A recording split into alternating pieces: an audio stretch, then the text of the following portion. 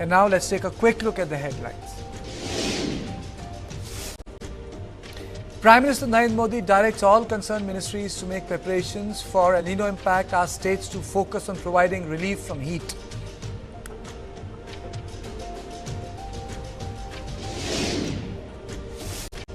Centre to examine WhatsApp's new user ID feature, review of new feature due to concerns over rising online fraud.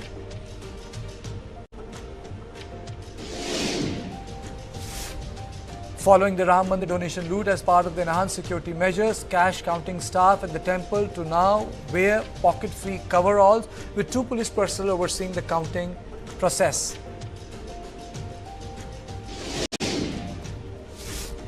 Flash flood at Jispa in the Lahaul Valley disrupts connectivity as large debris block Manali-Leh highway. Authorities suspend movement of vehicles beyond Kelong.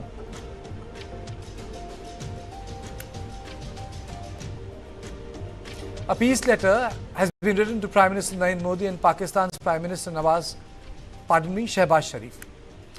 But the timing raises a bigger question. Can India be expected to reopen dialogue with a country that has repeatedly used terror as state policy? This is not a normal neighborly dispute. This is a relationship where Pakistan sponsors terror, protects terror networks, and then asks for talks when pressure starts to hurt. The signatories want High Commissioners back, visas restored, airspace reopened, and bilateral dialogue restarted. But India's position after Operation Sindoor has been clear: terror and talks cannot go together. Operation Sindoor was not just a military response, it was a message that India will no longer absorb terror attacks and then return to routine diplomacy.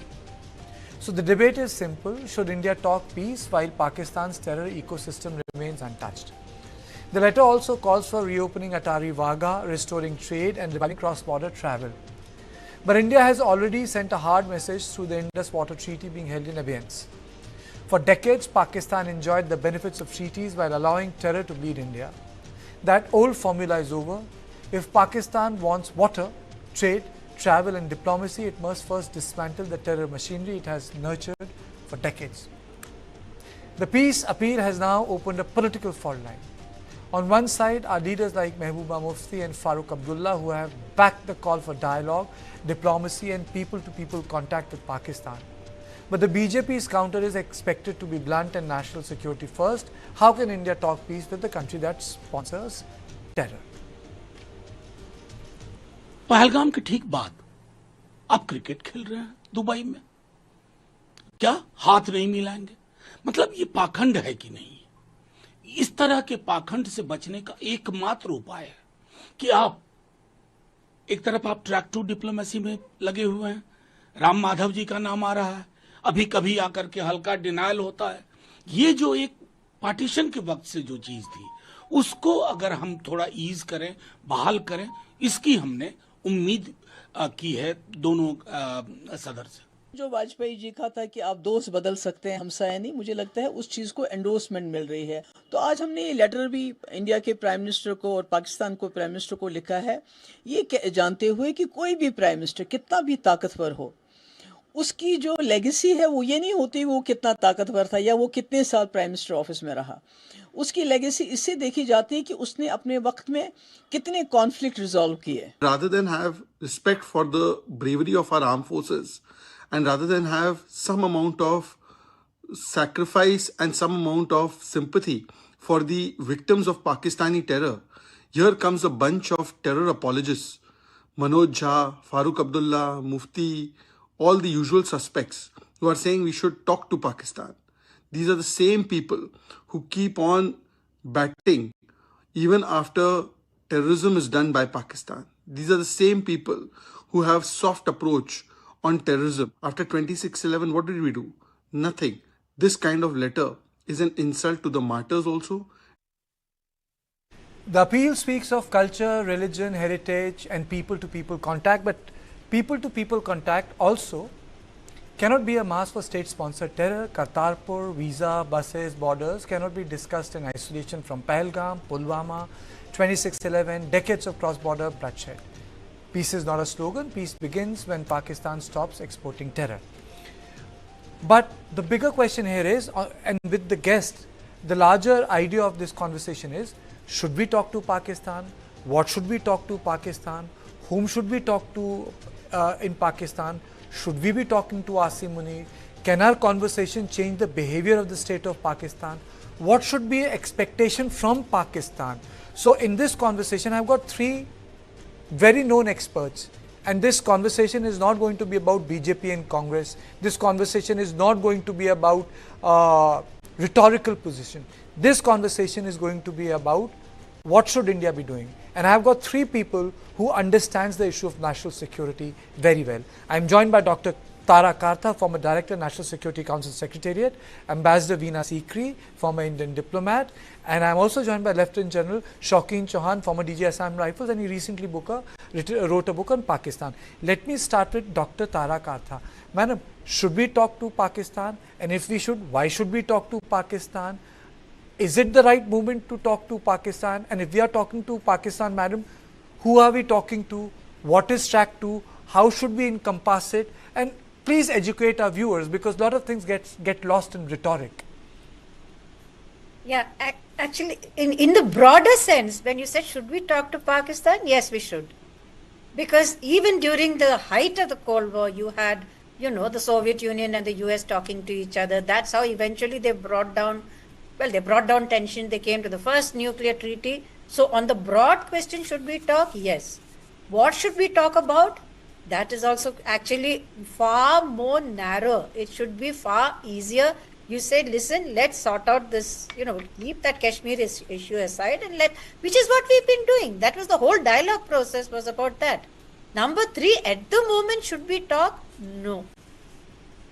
How on earth, I'm sorry, how do I talk to a country which is run by a field marshal? What stake does he have in peace?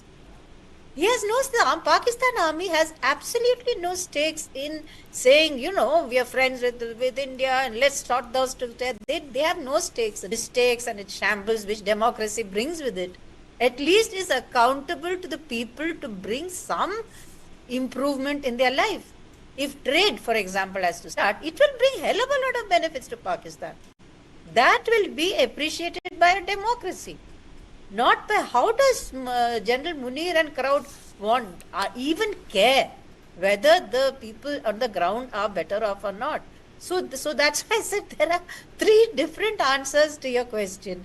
We must talk, but talk to whom? Definitely not to this crowd.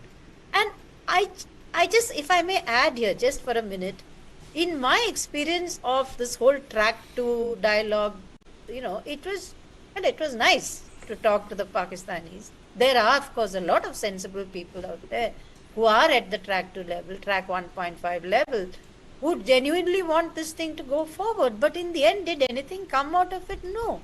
Why? Because the same thing, it's a military managed state. They couldn't even say what they wanted to say publicly because there is a minder in the audience. So what track 2? We can say whatever we like. The Pakistanis can't. With the best of intentions, they cannot. Okay. Okay, Ambassador Sikri, your opening comments about the letter that has gone to both the premiers. Do you think it's, I'm not trying to read motive, is it because there's pressure on the Pakistani establishment right now? How do you see this attempt? And yeah, we don't get to choose our neighbors, we don't choose our neighbors, but how do you deal with a neighbor like Pakistan? I think is the question which a lot of people frame it in the context of management of conflict, if I may use the word, ma'am. The Ferris wheel of India-Pakistan relations has been following this route all along, and that's why it keeps rotating without any result. That, there is an incident, a terrorist attack, and then India breaks off all talks, and then Pakistan begins to feel the pressure, and then they mount this kind of, oh, we are good guys and talk to us kind of thing, and we start all over again and had the same result. That there is a thing. The Pakistan army, Dr. Tara Kartha is absolutely right, as long as the Pakistan army is the minder of Pakistan, they are committed to eternal enmity with India. That is their commitment, because that is their raison d'etre. They would not be there They would not get these huge, bonuses they get, the land they get, if they weren't committed to permanent enmity with India, because that is this Kashmir, so-called Kashmir dispute. What is this? POK, the people of POK are talking about coming back to India. They cannot keep the people of POK happy to be with Pakistan. At the end of 75 years, you had demonstrations that they want to come back because they're being treated like third-class citizens in Pakistan. The Mangla Dam being built there, the electricity going to the rest, to Punjab, gets 15 rupees a unit, and for POK, it's 50 rupees a unit. So, the point is, within Pakistan, there's such total dissatisfaction. Basically, there can be no talks with Pakistan unless they come with a different resolve on terror. They come with a declared resolve to end state-sponsored terrorism. Without that, there can be no talks with Pakistan. Ambassador General Chauhan wrote a book on that. I attended that function. If terror is a tool of the state, then what do you do, General Chauhan? Karthik, good evening to you. Thank you for calling me for your show. The two ladies are absolutely right. If terrorism itself is an arm of the state, then all you can do is fight the terrorism with everything that you have. And that means not letting your guard down. Somewhere along the line, the Indian state or the people of India, a few people of India decide that, we haven't talked to Pakistan, maybe we can give them another chance. As the two ladies said, they don't deserve another chance. There's no question, because nothing has changed. Dialogue, in fact, may work the opposite way. It may reduce pressure without changing behavior. The Pakistan Army, I'm convinced, after Karthik, you read my book. I very deeply researched this mindset of the Pakistan Army, as the Ambassador Veena Sekri says. Nothing is going to change within the Pakistan Army establishment. They're not going to change. They're going to continue to use grey zone warfare. They're going to continue to use terrorists as a militarized form of their army, irregular, militarized, deniable form of the army. And as long as all these issues happen, talking to them makes no sense, because it simply doesn't change anything on the ground. They're not giving up terrorism.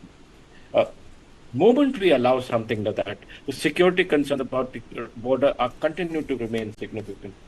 We might get the wrong kind of people coming inside by opening up roads, by opening up buses, by opening up trains. The wrong kind of people might come. We simply don't need them here at the moment. We have to hold a stronger line. We have to tell the world that, look, no matter what, till this particular behavior of Pakistan changes, credibly changes, we're not going to change. Domestic political credibility and public confidence. Major terrorist incidents, just been a year since Pahalgam.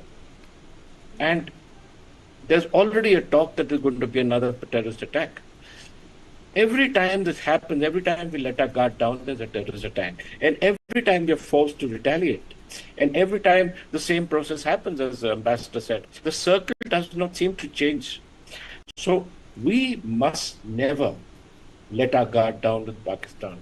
We must understand that Pakistan will continue to do this because it has no other capability of doing anything else. There is no question of a behavioral change in the Pakistan state, because there is simply no reason for it to exist otherwise. Okay. Dr. Kartha, what I would like to understand from you is, how do we describe the state of Pakistan? Number of authors says it's a hard state. A lot of people say that the Pakistan has one quality: it turns crisis into opportunity. It becomes like a vassal state. A lot of authors have written about that. Some people say that there is no point investing in the democratic process within Pakistan because it has been brutally fractured by the army. So, we will have to talk to the generals, because ultimately the best peace was delivered by Musharraf those 3 years when everything went silent. So, what is your assessment about the nature of the Pakistani state as it stands today, madam? I would sort of dispute with you that Musharraf delivered peace. He delivered peace on the backs of very strong US threats. Okay. You remember that whole 2611, either with us or against us. So he was forced into that. He nearly got away with a very stupid formula called the Chenab formula.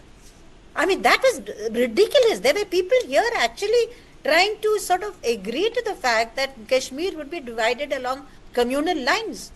That's the kind of thing I find most dangerous, that there will be people within India who will buy this kind of rubbish. But, however, I would still say if there is even we need to get it's in our interest that some democratic, upsurge occurs in Pakistan. It's in our interest. That's a given. But the trouble is the institutions are not there. I mean, if, for example, Nawaz Sharif or Shehbaz Sharif have the party strength and the unity to bring this about, well, maybe. But you just had Bilawal Bhutto threatening us with nuclear weapons on the Indus Water Treaty. So, I am 100% for talking to Pakistan with the objective of bringing a democratic process back, which will then lead to peace. Peace is it's about money, it's about stability, it's about our national security. Yes, it's required.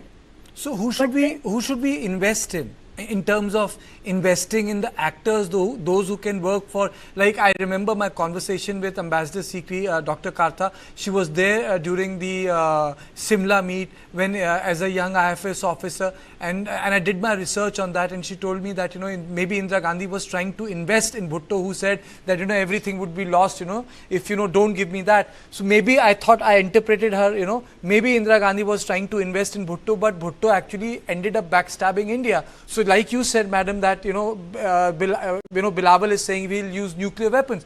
So whom should we invest in? Because ultimately, I'm not trying to typecast all of them. They take a very anti-India position in public.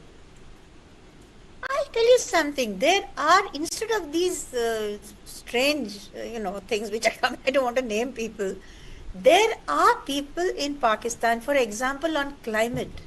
They are in equal trouble as us in terms of glaciers. Can you get people from glacier, say that, even to talk to each other? You have the same problem of your air pollution due to farm, burning of crops. Same thing they do there. Can you get them to talk to each other? If it is a functional talk, I would be for it. Air pollution, in terms of, the filth in cities. Can you get major, municipal corporations to talk to each other? Yes. Because those will be on specific subjects where people have a stake. Not this kind of open the trade and blah, blah. I don't think that, we're not ready for that. Okay. Ambassador Sikri, is this dehyphenation possible?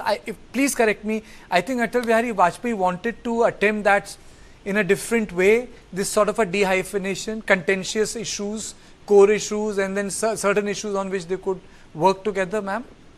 Well, you see, I think former Prime Minister Atal Bihari Vajpayee was willing to give the benefit of doubt to Pakistan that they could reform. But we've done that before. You just mentioned 1972. We fell for Bhutto's line that you trust me, I will do it for you. We know that even in Europe, Gorbachev fell for the American line that we will not expand NATO beyond anywhere beyond the present East European. And there was not a word in writing. So Russia is suffering for it now. And we suffered because James Baker was the Secretary of State who convinced him. It was James Baker, ma'am. Yeah, and yes, and we are suffering for it because we believed in Bhutto. So I think again we believed in President Musharraf that I will never let my country be used for terrorist attacks against India. And today we have Asim Munir threatening attack from the east. So please, let's take on board the geopolitical realities of what is happening in South Asia today. Pakistan is expanding its network into Bangladesh. They already have. Their army officers are embedded with Bangladesh army divisions. Because of Asim Munir's great, whatever you may call it, with President Trump, Pakistan is now trying to rehabilitate itself globally, trying to appear like a peace snake, trying to talk about its pre-Islamic past, when they have said that, they've been always saying that ours is an Islamic state, an ideologically different state, a religion-based state. Now they're saying, no, we have a pre-Islamic past and we have this, Indus Valley civilization is ours, and they're contesting India's talk about the Saraswati River and all of that. Even on that, but we know the reality within Pakistan is different. The army is completely ideologically driven on the basis of religion. And I agree with General Shukeen Chauhan that they can never change. That is in their DNA. So please, let's not get taken in by it again. Let's preserve our geopolitical interests, preserve what's happening to us in the East, protect from the dangers of what's happening in Bangladesh. There's a heady mix jihad. Madam, there is a picture that was published today. The Chief of Army Staff of Bangladesh has started to keep a beard. I will be doing a program on that. And not only that, the 4 battalions, they have named it after the 4 caliphs to be deployed on the Indian border near the chicken's leg. You know, this is one debate I have kept. And our usual guests, madam, like Shoaib and others, they have got death threats from Al-Qaeda, you know. In Bangladesh, the situation is so bad. So how are we dealing with this so-called peacenik approach from Pakistan once again for the nth time without taking on board what they're doing in Bangladesh? It will be complete folly to fall for this and to once again enter this endless so-called round of negotiations. It's going to lead nowhere.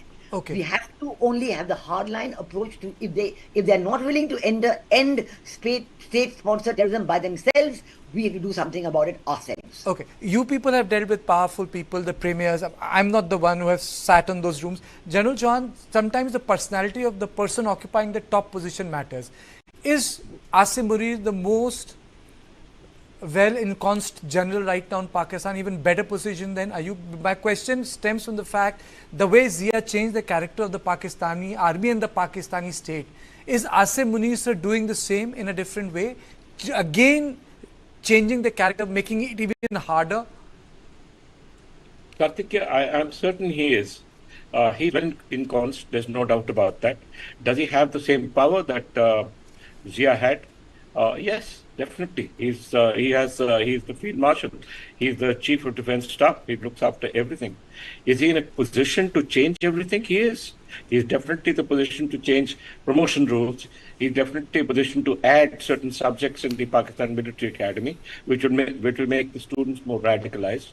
He can add this to various other soldiers' curriculum for their promotion, so that they all become more radicalized. So in every way, making, and I've written about this in my book, the Jihad Tech Complex, that bringing this complete army, to a mix of an regular force driven by ideology is probably the most dangerous thing you can do.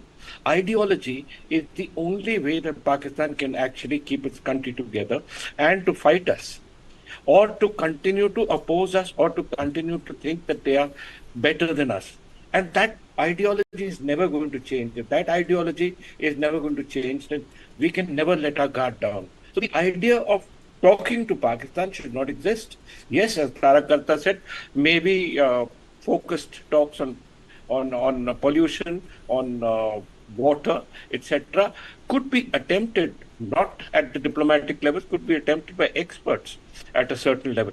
But other than that, nothing else. And at no question should we even think that they will change, because I still remember, I used to be the general officer commanding the Kargil division in 2013-14, and in a particular strong retaliation to Pakistan's firing, we had killed almost 6 to 8 Pakistanis. And at that time, I was told that, India is trying to nurture the democracy, democratic forces in Pakistan, and therefore our reaction should not be as hard. Nothing changes in Pakistan. Not our own capabilities must continue to counter a Pakistan-China capability, and we must keep absolutely certain that we will be faced by this continuum of terror attack. Let me take this question to Dr. Tara Karta. She is the expert. Madam, what is your assessment of Asim Munir? If he is the man running Pakistan, what is your assessment of that man? He is the most dangerous general yet. He is the most dangerous, and I'll tell you why. Why? This I have heard from a friend of his. He believes that he was ordained by Allah to lead Pakistan. If you have that kind of a belief, that is, my God, that is terrible. Okay, plus he has a chip on his shoulder, which I'm sure Chauhan knows. He's not from the top echelons of the Pakistan army. Number 3, he actually now he is at the top table. He believes he can do anything. But fundamentally, he is someone who doesn't back off. If you see his method of working, he does not, he goes one step by one step, extremely patient. This guy is dangerous. Dangerous. Ambassador Sikri? I want to just remind everybody, all your viewers, of one fact. Till today, every soldier joining the Pakistan army takes a vow that they are going to avenge 1971. That is a vow taken by every soldier who joins the Pakistan army, and his conditioning throughout the career is based on religion and on this vow. So I think we have to remember that if you believe that the people of Pakistan want to be friendly to India, they don't have a choice in the matter. The army is committed to the destruction and dismemberment of India. And if you keep that in mind, you can remember that whatever you may think you're talking, whether it's climate or water, I don't care. What you're going to talk is irrelevant, because at the border, they're all set to finish you off. So are you saying that it is next to impossible to change the behavior of the Pakistani state till the army is completely invested in its Yes. infrastructure? You are saying that? I'm saying unless the army shows visible proof of being invested in giving up state-sponsored terrorism. When they show that, then you can start talking. We saw, for example, during Operation Sindoor, when the terror headquarters were attacked, the senior army officers were there at all the funerals.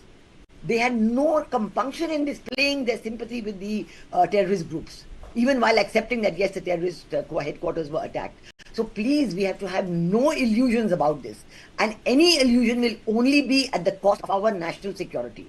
Dr. Karta, can we say that, Pakistan has become a hybrid state where terrorists and its infrastructure is invested in the state of Pakistan? Not as a... Yes, ma'am? I think that's very well put, actually. Yeah, they're pretty much part of the whole machinery which is running Pakistan. But I'm going to put my head on the block a little bit here. Okay. See, the more we say we're not going to talk to Pakistan, the army sucks, which is all true. All of what the co-panelists said is true. The more we have reason to ensure that there's some form of democracy, you have to undercut and bring back normal governance. That is in your national security as well. Even I agree with General Chauhan, no formal talks, but somewhere we have to start engaging with people. I'll stop there. How do you do that, General Chauhan? Whom do you, that is what, when I persuaded Dr. Karta to come to my show, so that was whom should we talk to? You talk about that. Whom should we talk to? Who are these people? Do they exist in Pakistan, sir? At the present moment, Karthik, I haven't found any sensible person in public life who's willing to publicly repudiate the terror policy of Pakistan. There's no one who's come out and said, look, we are terrorist state, we should not support terror, and we should continue and try and become a democratic state. Tell me one leader in Pakistan who says this. Bilawal Bhutto has proved his stupidity by speaking the way he spoke the other day. Shehbaz Sharif is speaking absolutely the same language as the army. I thought he was only shedding weight when Dr. Karta, quoted Bhutto. I thought he's also shedded his intellect. Yes. So there is no one there that we can say, okay, let's start talking with him. There's no one in public life in Pakistan who's standing up and saying the direction that Pakistan is going is wrong. So how on earth do you find that person? He has to exist somewhere. He has to stand up in Pakistan and say, I am going to take on these forces. Yes, if that kind of person stood up in Pakistan and said, I am going to fight the army, I am going to take up the anti-terrorism counter forces. Yes, Tara, at that time we can think of supporting him or even listening to him. If there's no one in the establishment who will not stand up to this, then there's no point talking to them. You can't create assets there. You just can't do that at this moment. The idea is continue to be strong on Pakistan, continue to make sure that Pakistan can do nothing to us, continue to try and anticipate terror attacks, and continue to war game your next response to Pakistan's next terror attack. Okay. These are the issues that I would say. Okay. Dr. Karta, would you like to respond to that, or should I close the show? No, I think we'll close. So on this note, thank you, Ambassador Sikri, thank you, Dr. Karta, and thank you, General Chauhan, for joining me. What a riveting conversation I had. This is my privilege to get such top-notch guests and talk to them about national security issue. It's time for a short break, but don't go away, because after that I'll come to 1.2, which is about Bangladesh's army witnessing a very profound ideological shift. Battalions named after four caliphs, but the issue is even the Chief of Army Staff is changing his shape. A man who used to be clean shaven is keeping a beard, which is a symbol, in my view, not of choice but of radicalization.